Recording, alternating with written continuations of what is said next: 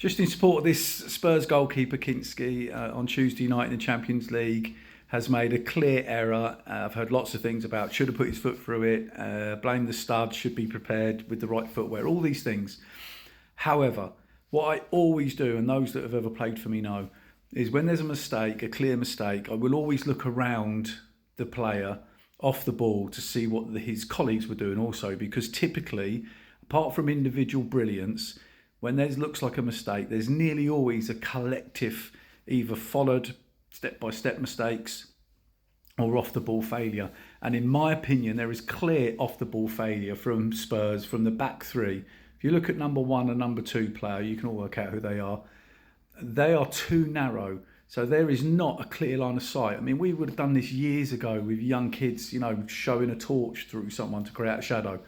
I don't believe there is clear a pass on there, and I think that has created anxiety in the keeper in that split second, lack of confidence, nerves, doesn't see a clear pass. If you look at the number two, it's not a clear pass. If you look at number one, it's not clear, it's semi-shut down, and one and two should be busting a gut to provide an absolute clear angle, and that mistake doesn't happen. And even number three in that scenario should be splitting those two in the press. Now, that's criticism of the back three of Spurs, and possibly the other two midfielders there a bit higher could do better as well. But just to highlight the back three.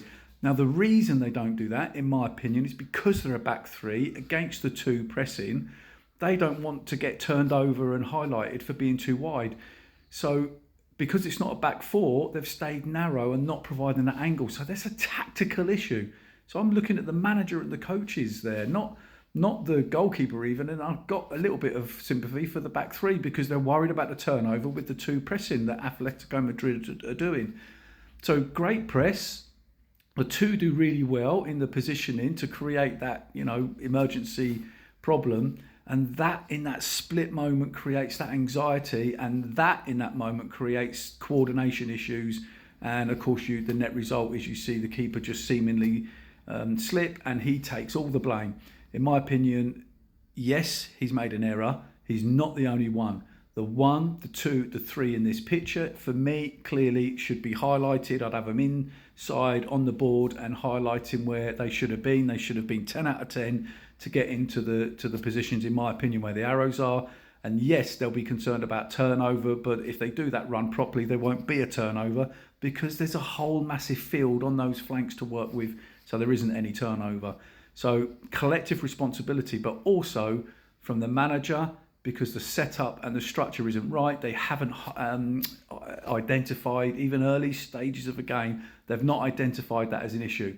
You know what? Communicate to your goalkeeper and just say, do you know what? For the next two or three, just put your foot through it until they drop off, and they'll change their mind about that press. If we just play into the next zone, you don't even have to hump it, whatever you want to call it. Just play into the next zone. Get your wide players higher on the flanks and hit them. And then they'll drop off, and then that'll give us room to play. So I think tactically inept. I think the way they've handled it with the goalkeeper is really poor. I think it's really damaging for his confidence and potentially for his career. But I'm fully in support of that goalkeeper. I'm not in the so-called goalkeepers union. But come on, that's you can't throw that lad under the bus. And I hope he gets the support he needs.